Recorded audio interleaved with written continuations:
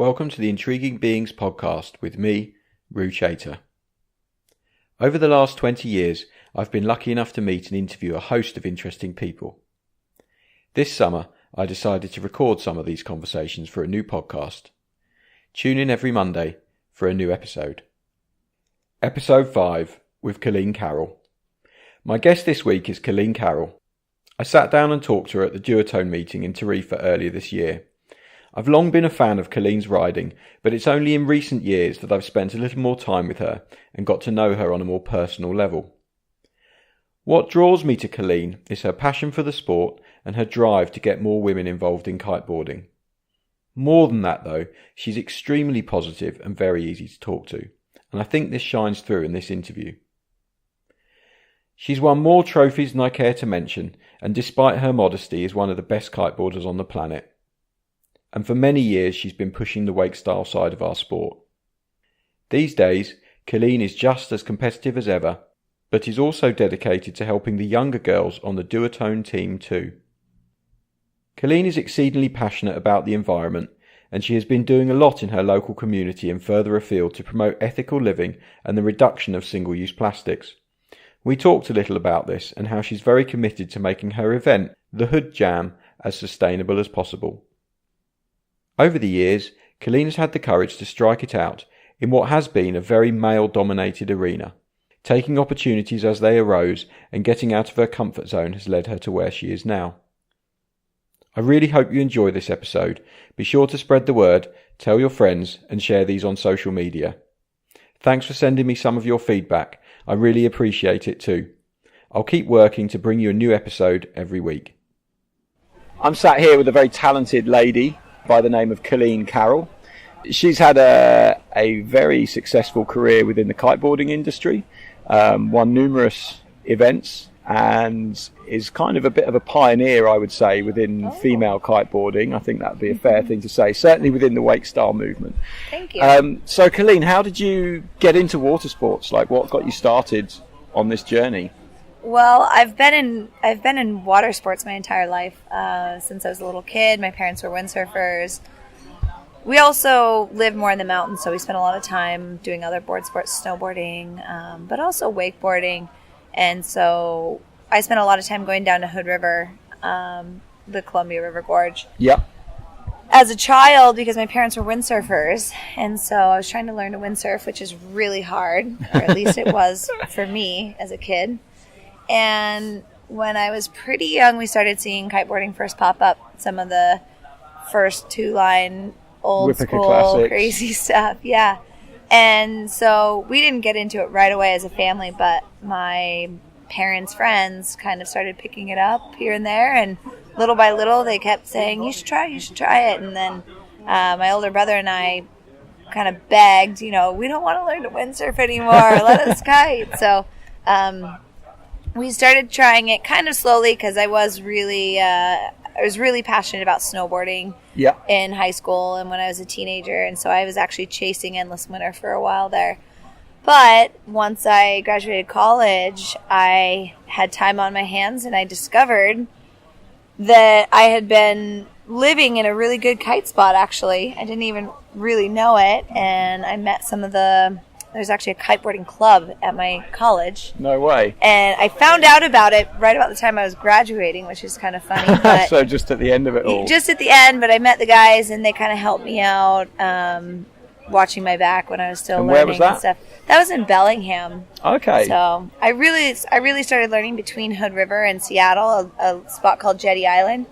But once I kind of met the crew in Bellingham, it was just a lot quicker for me because it was closer, easier. We had really good wind up there, good, pretty flat water conditions, and yeah, once I really got the hang of it, then my progression was actually really quick. Probably because I had wakeboarded since I was 7 years old, and I had kind of done the windsurfing thing enough to at least understand how to harness power from wind and some of the characteristics of how wind works. Yeah. So you had a bit of a good base knowledge. Yeah. So then once I was actually kind of up and riding and thinking it was cool, it happened for me pretty quick, actually, from there. And when did you become I guess, what you class as a professional kiteboarder, where you actually started to really make it your career? Well, I guess I could kind of answer that two different ways, because I started working in a shop, and I was teaching, and after I graduated from school, I decided I kind of wanted to change of scenery, so that's when I decided to move to Hood River, and I coached for a school there for Cascade kiteboarding for a couple summers actually. And that's when I kind of started seeing more of the industry and thinking, this is pretty cool. I want to kite more and more. And so I went to Brazil and I learned a bunch of tricks. And that's after I got back from that trip. That's when I got on kind of a shop rider deal through the school I was teaching for at the time. But I wouldn't say that's really when I was a professional, because I was still working my butt off to afford my travels. Yeah, I would coach, I'd coach and manage the school and schedule lessons and work in the summer, and then go do a trip, or I bartended, or I'd wait tables or something. But after a couple years of kind of working to go on kite trips, I got into the Triple S in, I can't even think of what year it was. Well, I think I've done 7 Triple S's now, so maybe 2000. And that's the big competition in the US, right? It's like sort of like the US Nationals almost, because there isn't really much of a scene over there for competition. Totally. And this really served as a launching pad for what I would say was my professional career, because I put a wild card in, which means it's an invite-only event, and I didn't have an invite, but I wanted to do it. I wanted to compete, and so I put a video in, and they chose my video, so I was kind of a rookie, usually are the ones who win these. And then it was my first year in the event, and I took 2nd overall. So that, I think, really kind of gave me a boost. Pad, for sure. It totally acted as a launching pad. And that's when I think a few of the people I knew in the industry who kind of had some pull, I think that's when I kind of got their attention a little bit, because I had already worked in the industry I had managed a shop and taught and all this, so I had some contacts. But once I actually showed up for a competition, which I hadn't really competed before that, I'd done a few small for fun events, but that's a serious event. It's our biggest event in North America, and I got on the podium, and I think that's when a few people kind of looked at me a little differently. And then that fall was when a close friend of mine who's worked for North for a long time, he said that he thought he's like, I wouldn't have said this before, but I think that you've kind of started to prove yourself a bit. I want to pitch you to North. So that's Dan Schwartz, our West Coast rep. Yeah. And so he pushed for me to join the international team for North and Ion. Now Duotone. Duotone. And so I've been with them ever since. So it's almost 7 years that I've been riding professionally for the Boards and More brands. And every year, I feel more supported for them, and I try to supported by them, and I try to work harder for them. And yeah, I mean, it's been a pretty good ride. Awesome. And that first Triple S event that you did, I mean, that used to be, the Triple S stood for slicks, sliders and surfing. Yes. Were you competing across all three? So were you Everybody riding did, surfboard, slicks and sliders? And where was your strength? Because obviously, for people listening to this, sliders is like hitting a wake park. Yeah. So you've got kickers and you've got features that you've got to hit. Had you ever ridden those before when you rocked up? Yeah, I had. And actually, I'd mostly hit them snowboarding. Okay. So the park was a natural appeal to me, because I had grown up doing these sports that kind of have a park element to them as well. So it was actually pretty early on in kiting I got interested in it, because I just immediately related it to what I had done in snowboarding. Yeah. And so that first year, sliders was definitely my strongest suit.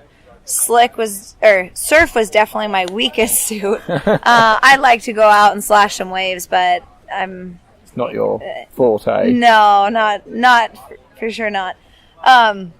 So And then freestyle, I've always loved freestyle. It's super fun, and I can do some tricks. I'm not the best in the world, but I really enjoy it, and I like to add my own style to it. So I think that's always helped me there. So it was the first, I can't remember how many years, a couple years where we did all three of these disciplines.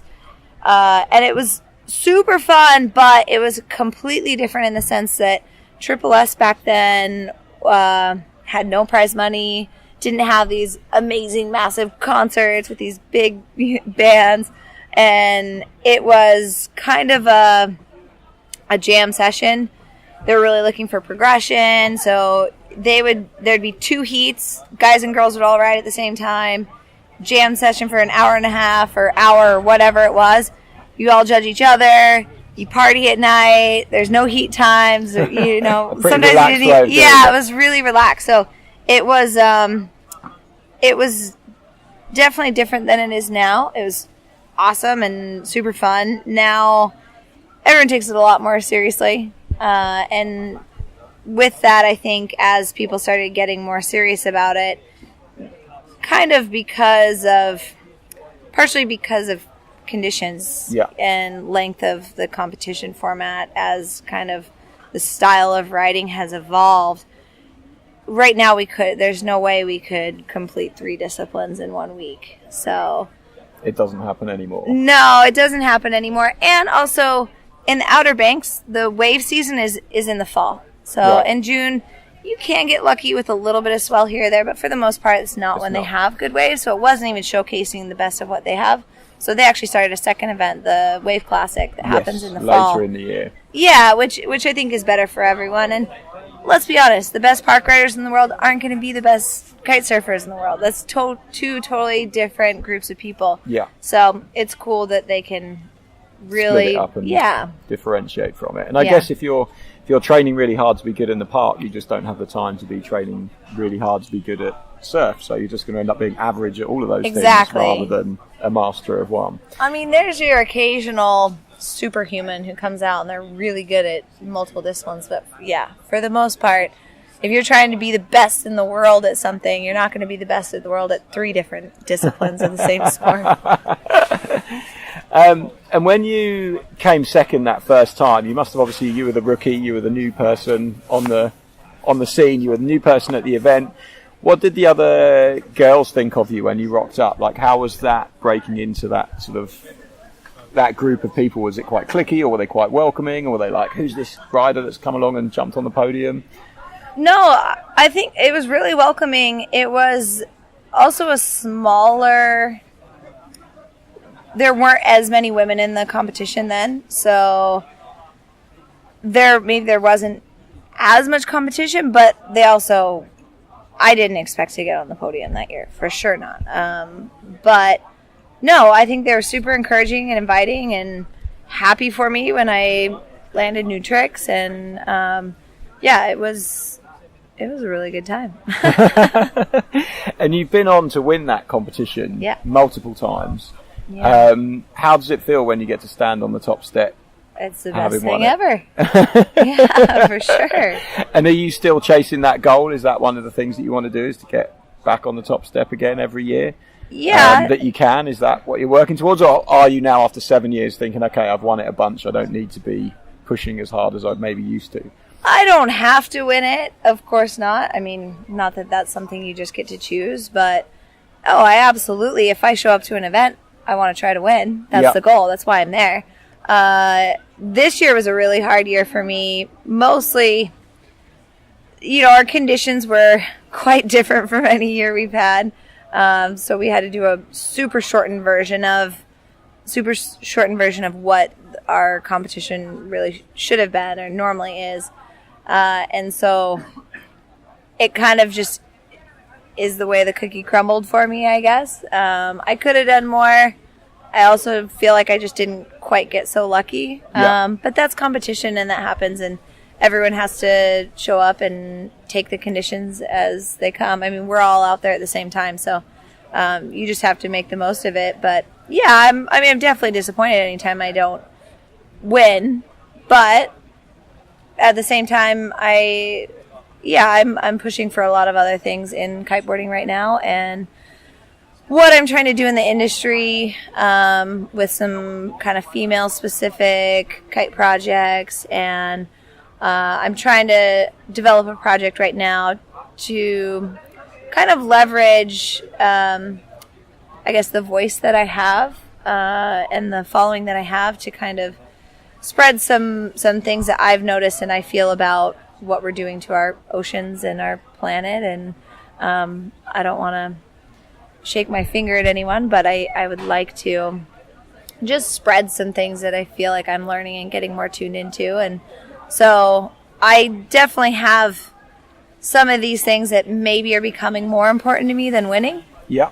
And I feel like I can maybe leave a little bit more of a legacy if I group together with some other people and do some of these projects that I have in the works. So it's cool. And also, I mean, when I got on the North team for freestyle, free ride, whatever you want to call it, maybe there's three of us, yeah, I think, or something. Not many. And now our team's growing. We definitely have the biggest women's freestyle team in the industry. I think we have the best women's freestyle team in the industry. Of course, there's other good riders on other brands, but as a collective team, yeah, it's pretty strong. It's super strong, and we have a couple girls that will rejoin the world tour as it shapes up, and you know, Francesca Bagnoli and Mika Sol. They're both riding so good. Mika's only 13, I think, or something. Yeah, she's really young. She's so young, and Paula Novotna's still riding really, really good. We have Hannah Whiteley now, too, who's always killed it across multiple disciplines. So it's really exciting for me to be a part of this and to kind of start to step into that role as kind of the veteran on the team, because I can work with someone like Mika, and I can really help. Not in kiting. She'd school me in a game of kite. But I think in some of these things that I've learned from being in the industry for quite a while now. Like how to behave and how to interact with people and how to get the most out of it and how to enjoy it. Do a photo shoot. How to I think there's definitely things that I can now, like you said, kind of step into a little bit of a different role. And that's something I definitely want.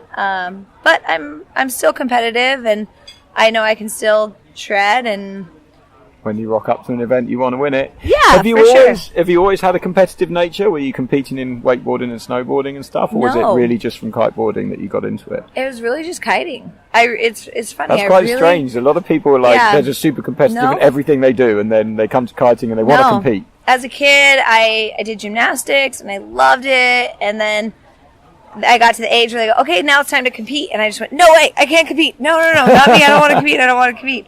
And same with snowboarding. I mean, I was living for snowboarding, and a lot of my friends were kind of aspiring semi-pro or professional snowboarders, and I just didn't really care. I don't know. I just wanted to go shred with my friends in the backcountry and keep it cruise fun. Laps. And kiteboarding definitely, I don't know if it created the competitive side in me or if it woke it up or whatever it was. I think for me, I never set out to be a competitive rider, and I didn't even really necessarily set out to be a pro kiter. It was more, I feel like it was more opportunistic the way I went about it. It was that I knew I loved the sport, and I knew I was ready for kind of a change in scenery, living in the northwest, which has cold, dark days a lot of the year. And I started traveling, and I was falling more and more in love with the sport and wanting to see more of the world. I hadn't traveled very much at that point, and I think it was just, I realized, whoa, I'm actually kind of good at this. Maybe there's a way for me to keep doing more of this if I keep trying to get better at this. Yeah. So it was kind of just looking for those opportunities, and then when the opportunities did present themselves, really grabbing hold of them and taking them. and taking them. And really, when someone threw me a bone, because it happened a lot, I did not get here on my own. Like I said, Dan Schwartz just straight up pitched me to North, and he really, that was a friend that I had from the industry who, he went out on a limb for me. And I've had various opportunities, maybe not quite as big as that, but a lot of people that have said, hey, maybe I can hook you up with this or with this shoot, or come live in my house while it's the windy season and kite more. And that was some friends, Carol and Tony Bolstad from Hood River, that they did that for me the first winter I was traveling, and I just saw them on the beach, and they said, come live with us in Texas and kite all winter, and if you can't pay us for rent, it's okay, and don't worry about it. And but I really tried to never let these people down, because I think that that's something that's really important. If your sponsors, if you're just starting out and you get a sponsorship and it's really small, maybe they're not giving you that much, you need to over deliver. Under promise, over deliver. Don't make grand promises of things you might or might not do. And I think this has really served me well, because every year I try to do more to deliver, and I think my sponsors and the people that have supported me appreciate in turn, they appreciate that. And I don't know, I guess keeps you where you are at the moment. It gets you to where you've been. It's good. For sure. No, it's helped. You touched on a couple of things there that I wanted to speak to you about anyway before I sort of planned to have a chat with you. And one of them was the women's camps that you've been working on, because there's always been a big focus on encouraging more women to get into kiteboarding, because it's such a fantastic sport and it's so easy for them to get into, but often they'll go to the beach and look at it and just think, I can't do that, or that just looks too hard, or whatever. How long have you been sort of championing that and working towards getting these women's camps off the ground, and what's your sort of driving force behind that, I guess? Well, the driving force behind that is that I want to shred with more women. But more than that, I do think there's these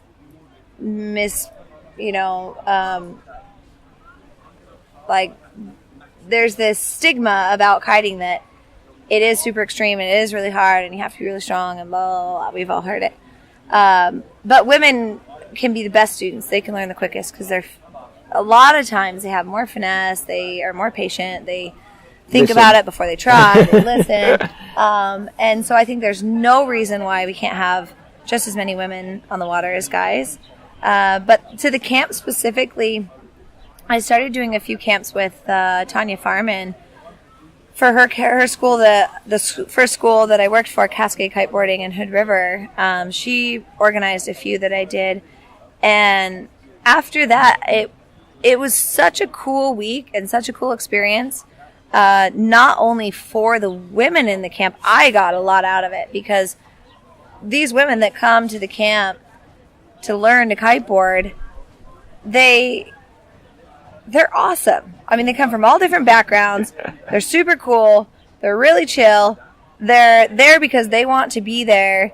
And I feel like after every camp, I walk away going, whoa, I really learned something from these women. And it had been a few years since I had done these camps with Tanya.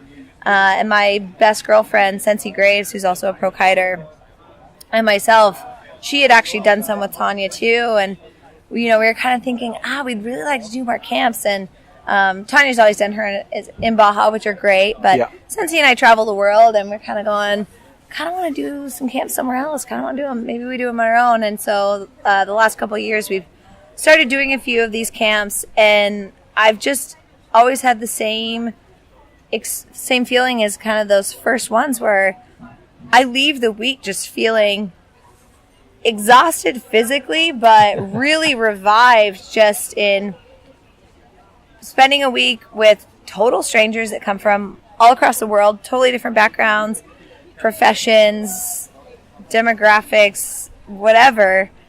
And then you spend a whole week, you really get to know someone, and just the way that everybody's coming there to have a great week, to share stories, to learn from each other. And it's a really empowering experience.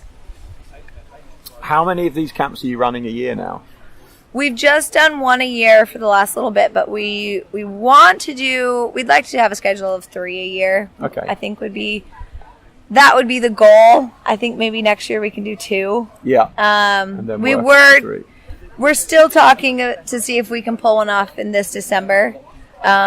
We've kind of had mixed advice about a location that we wanted to do one at, so we kind of scrapped our plan that we were going to have in December. We really wanted to do one in December, but I think now we might be working on one in January in the Philippines, possibly. But nice. Can't really nail that one down right at this moment.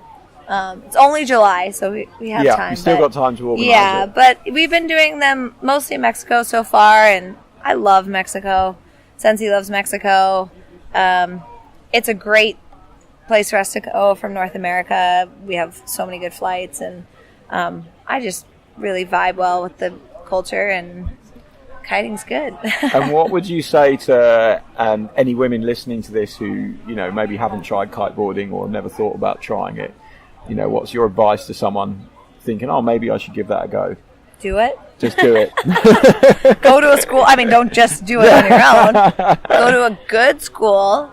Do your research on what school you're going to go to, because they can make or break your experience. I think this is really important, and luckily the schools, I think, are getting better and better.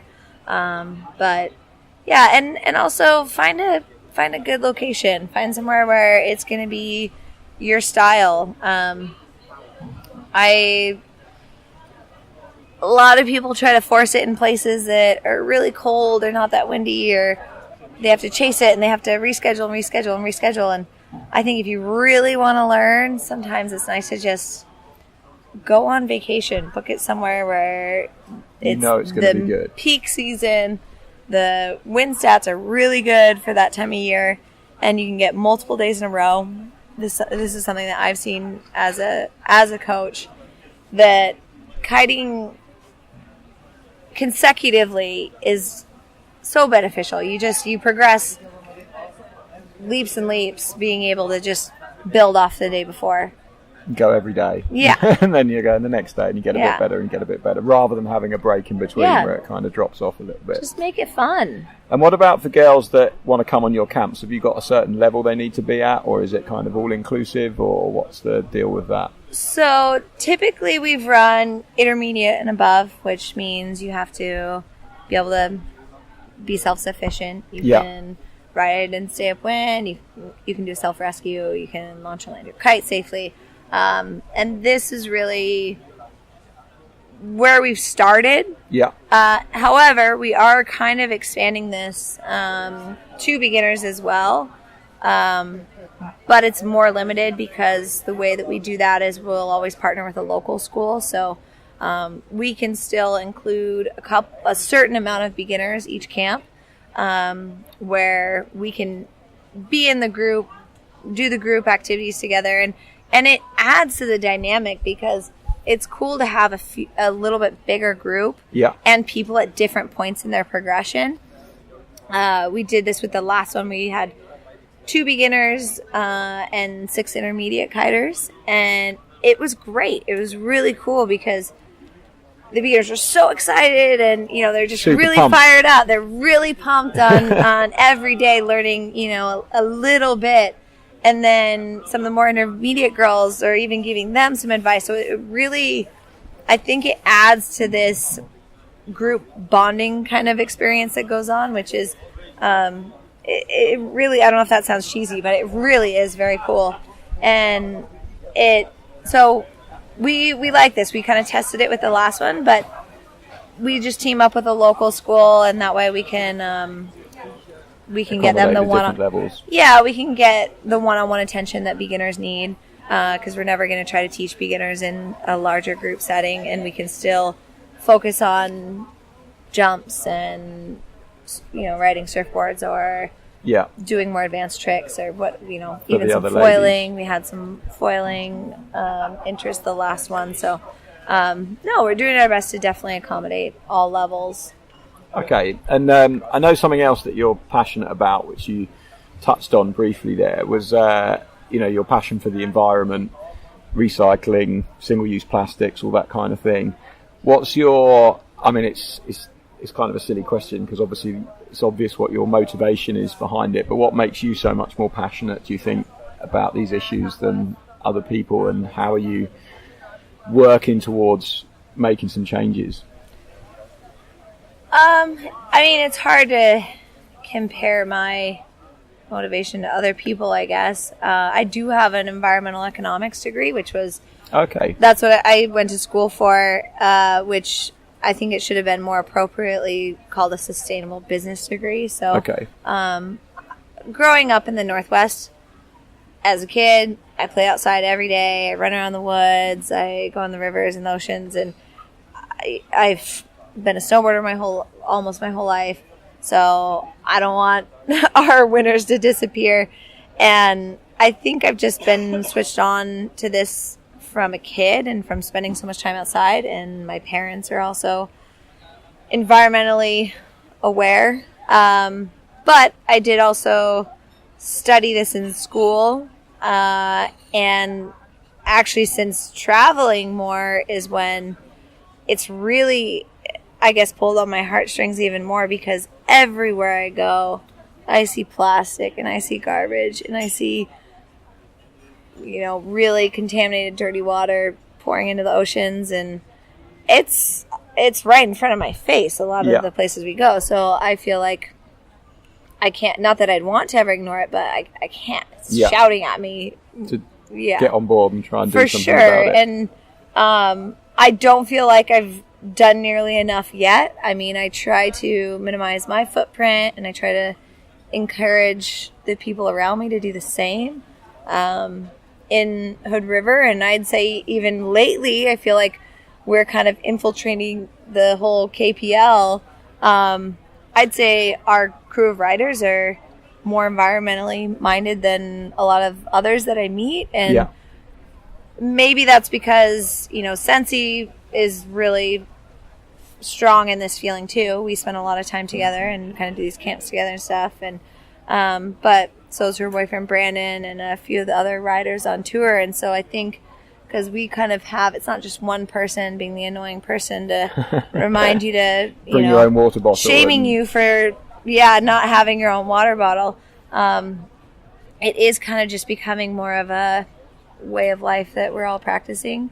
But we're also trying to do it through our events. So Hood Jam that I organize, super small things like Hydro Flask gives us water bottles always, and we give free beer at our parties for anyone that brings their own reusable cup. We won't use single-use plastic keg cups. Yeah.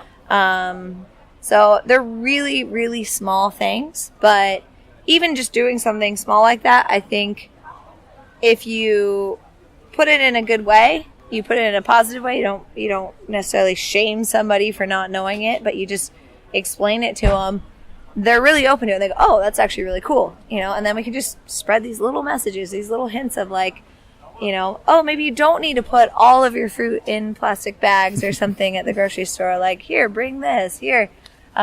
We do get some various reusable bags. It's like, hey, guys, use these to go get your groceries. Like at Triple S, they always give us these kind of cool canvas sacks, and all the riders go, okay, so then they use them for the groceries the whole time that they're there. And there are these really small things, but we have to start doing something.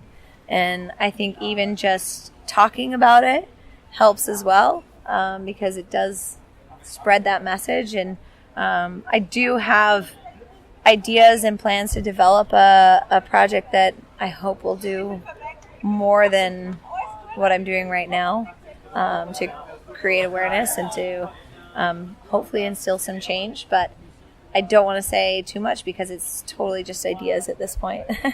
Do you think the US is quite backward in its attitude towards this kind of stuff? I don't know. I mean, I've been there a few times, and in Europe now, we don't have plastic bags in supermarkets and all that kind of stuff, and people are really getting wise to it. And then I remember going to Orlando for Surf Expo, and just being horrified that at breakfast we had polystyrene plates and plastic knives and forks for 600 people eating breakfast every day. And I was just like, what? I didn't even think polystyrene was allowed in educated countries anymore. I thought we'd got rid of that.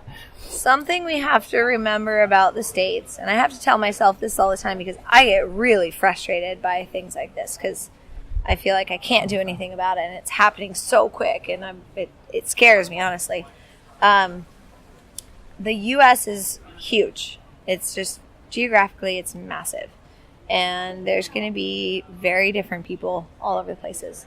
And sure, in various communities, we're super far behind. In various communities, I think we're ahead. In some cities, they're starting to wake up and create some change. Seattle's banned plastic bags. Portland banned plastic straws. San Francisco, I think, has banned both, maybe. And there's hope for stronger policies. That actually was something that Sensi and I were hoping to make happen this year, is get plastic straws banned in Hood River. And it's these small things that's where I feel like I have to take it, because if I think about it from even, our country as a whole, it's super discouraging for me. Yeah. I get really discouraged that there's nothing I can do and there's no change that I can make. Too big for one person to affect. Way too big and daunting. But we can take it, you can scale it down and think locally, and maybe you can have some change locally, because in a town like Hood River where we live, it's 7,500 people. So that's not as hard. We go around to a few restaurants and we start talking to them, and we get them to switch from plastic straws or not use straws at all. Talk to our city councilors, who are much more reachable to us than in a major city. And hopefully we can do it. And if maybe we spread our message, maybe someone else thinks, oh, I could probably do that in my small town. And who knows, before you know it, hopefully it's catching on. You've planted enough small seeds for it to grow and expand. But at the same time, the U.S. is so big and it's so diverse. You can't put it all under one blanket, no matter what. So you're going to find everything in the different parts that you go. So there's a kind of a real mix. For sure. You mentioned there the Hood Jam, which is an event that you've been involved with since its inception, right? How is it running an event like that and organising an event like that? Really hard. To go really from competing to then organising it must be tough. Because I don't have the time to do it as good as I want to do it. I want to do it better and bigger and keep it growing and have more prize money for the riders and have more perks for the riders and have more media. And I want to do it all, but I don't have very much time, and I'm still competing in the event, which definitely also makes it extra very challenging, very hard. I think I'm getting better at delegating, though. I'm getting better at enlisting volunteers, and I'm hiring a manager for the week of, so I think that will really help. But no, it's a huge challenge, but I do really enjoy it, though. I really enjoy organizing events, and I think we really need them in kiting. And it's, even though my schedule and my personal preservation would say, don't do that, don't do that, you don't have time. I think right now, especially, we need our events to stay consistent, happen year over year, grow. Events are really good. People like events. It gives younger riders something to aspire to. This is something that I think took Kite Park League and park riding a little bit to grow. For whatever reason, it seemed like it was kind of riders, a little bit older riders that were really into it. But we've, just in the last year, I feel like we have a lot more younger riders, which is super, that's what I really want to see. And I think a lot of that is because we have more events. We don't only have the Triple S now. We have the Triple S. We have Hood Jam. We'll have various others. We'll probably have another event in the Philippines at some point soon. We're going to have an event in Brazil this year, which is really exciting. And Carolina's building a park in Poland. She's as she says, building her army of next generation kiters, and they're shredding. And so I think having events like this gives a more tangible idea to chase after for these younger riders, that they go, well, I really like this, but I don't have direction, so I just go out and do this or this. But giving them a goal gives them a little bit more thoughtful way of maybe training or pursuing their dreams. And we're pretty close with the guys at World Class Kite Academy, partially because two of the managers from it are from Hood River, so they're friends of ours, but they've also done seasons in Hood River, and they're organizing a junior jam this year. So that's an event where they will compete in the park, and I'm really excited for it. I'm so stoked they're doing it. And just in this 1 year since creating this event, all their groms in their school program are training at the cable and helping build rails, and they went to, I think it was Sicily maybe, where they went and were hitting a kicker and learning some new tricks. And now we have a whole bunch of kids that are going to come and compete in the junior jam, and then we're going to give them the winners. We're going to give the winners places in our main event. Jam. So I think it's I really believe that events are important. And something that we need in kiteboarding. Yeah. It's kind of a shame that the freestyle event's kind of so messed up at the moment, because it's almost like you've got all these kids that are training for those tricks and those moves, and they've not really got anywhere to showcase them right now, which is kind of sad, and it's tough. Because when you're young and you want to go and achieve something, that's your goal. And then they've suddenly had their goal taken away, I guess. So it's good that you're putting things on like that. What's the hardest thing about getting the Hood Jam off the ground? Sponsors. Always. I mean, if you have money, you can make anything happen. Yeah. But you have to get the sponsors. So this year, I'm really stoked. I mean, Duotone, it was North before. Duotone has always supported us since the beginning. They're the first ones to say yes to everything we do, which, that's another way that I said I feel like they continue to support me more and more. And part of that is in, I'm running an event, it'll be great.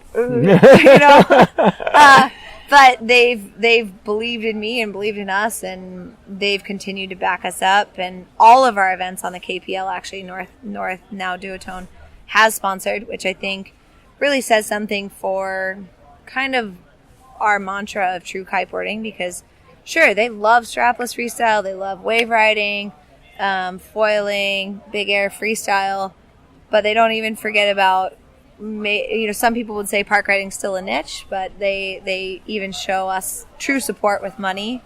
And we have Patagonia, who's also actually sponsored us every year too, which is super cool. Because obviously Patagonia is an amazing company, and they're such a big fish, they could be in whatever they want to, but they've chosen to financially support us, for 3 years now, which is really amazing. And they actually continue to grow their support with us little by little.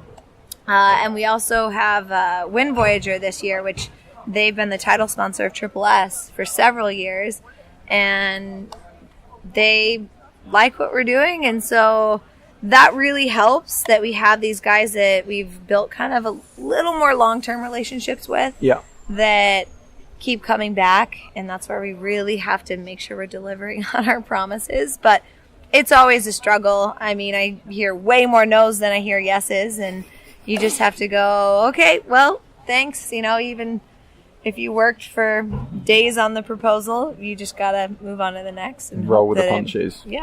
Kind of tough, but yeah, I can understand that. I mean, I think what you do with that event is fantastic. It's a real kind of grassroots, fun kind of event, and we'd like to get out there one year, and we should get out there one year. We're always talking about it when we meet. This year, I know. We always talk about it. It's just so expensive getting over to the States. I was chatting to Dan from Hood River earlier, and it's just like it's peak time. Like everything's more expensive. Crazy money, but maybe we'll come rent a car and live in the boot of it or something like that, like some of the guys do. You've done quite a lot of travelling over the years. Obviously, since you've been on the North Pro team, you've been on some amazing trips and had some pretty cool experiences. Is there any that really sort of stand out for you where you'd like, okay, if I could go somewhere tomorrow, that's the spot I'd choose to go? Gosh. Well, there's a couple that pop into my mind first. For last year's dice shoot, we went to New Zealand. Yeah. And even though our timing wasn't actually that perfect, we had kind of a almost mini hurricane come through when we were there. The weather was really stormy, and we had to really chase the wind. New Zealand is an epic place. It's so beautiful, and it has so much potential for all different conditions, which is super cool as well. Because I was on a shoot with Reno Romeo and Machu Lopez, so 3 riders that are very different styles, but all of us can go and find our conditions in a country like that. So it's really cool. We also went to Venezuela and Los Roques a few years back, and just, it's beautiful. It's this crazy chain of teeny tiny little islands. We're living on a boat. We'd go to a different island every day and have perfect flat water, and it's crystal clear turquoise water, and roll up onto the beach of an island that nobody lives on, but fishermen will set up huts where you go to them in the morning and say, hey, can we have dinner tonight? And okay, yeah. So they fish for you the next day or whatever, you have to plan it, and they go out and they catch you fish and cook you up a huge deal right on the beach. So, I mean, I don't know if that's advertised. That just kind of seemed the way it works sometimes. The way it works. And so that was definitely a trip that sticks in my mind, and I would like to go back there for sure. And also our team trip that we did in Hood River, I really enjoyed, because it really is my favorite place. So you get to call your favorite place home. Yeah. That's all right, isn't it? Yeah, it's good. I like it. You found the spot. Yeah. And you've obviously been kiting for a long time now, and you've won the Triple S a bunch of times. You've done so many things. Are there anything, when you look back on the amazing career that you have, where you think, God, I wish I'd done that differently, or damn, I was a bit of a kook then, and I shouldn't have done that? For sure. Loads of times. I mean, we all kook out. Definitely. I don't know if there's any specific moments that come to mind, but yeah, I've made loads of mistakes. Just little, or maybe not so little. Kooking out mid-heat. But yeah, I don't know. I mean, I can't really point to a specific one. A specific one. It is tough, unless there's something really major and you go, damn, I wish I'd said yes to that proposal, or should have done that. But I guess when you look back and think, it's worked out all right, then it's hard to look at it like that. I've said yes a lot more than I've said no.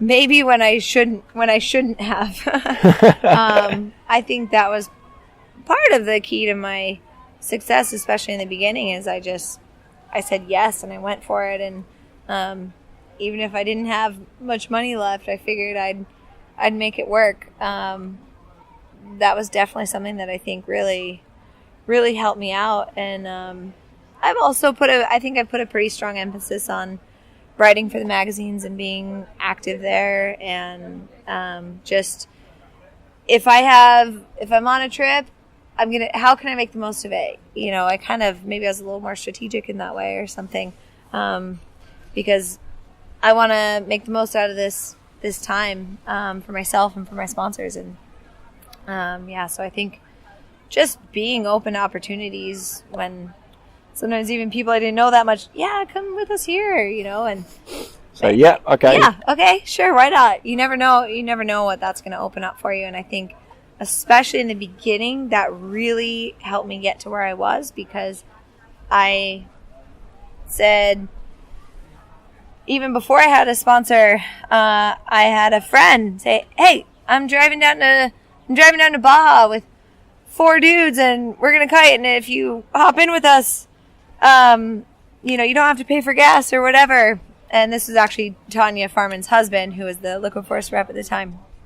And I was kind of repping their kites as a kind of a shop deal, and so I go, okay, and halfway down to Baja, I'm looking at my situation going, oh, this is a long car ride with a bunch of stinky dudes. But then I spent a few awesome weeks in Mexico and did a few local events, made some friends that invited me to their place for a month, and just made friends and rolled with it and said yes to opportunities, I guess. Do you think that kind of sums up how your career's gone the way it has, just by saying yes and working hard for things? Is that, you think, your secret to your success? Yeah, I do, for sure. I think in the more recent years, maybe I'm a little bit more strategic in deciding I want to do something. Maybe I'm a little more goal oriented, and then I try to take steps towards making that happen. Whereas before it was kind of, I was clueless, but I was just open to what might come my way. And then when I was given a bone, I would run with it.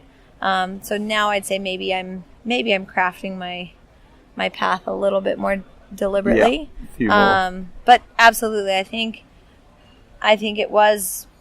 I mean, let's not kid ourselves. I've never been the best kiteboarder in the world, but I've definitely worked really hard, and I think that working hard and kind of creating your own style, your own kind of little niche, something that sets you apart a little bit, I think, at least for me, it was my key to success. Yeah.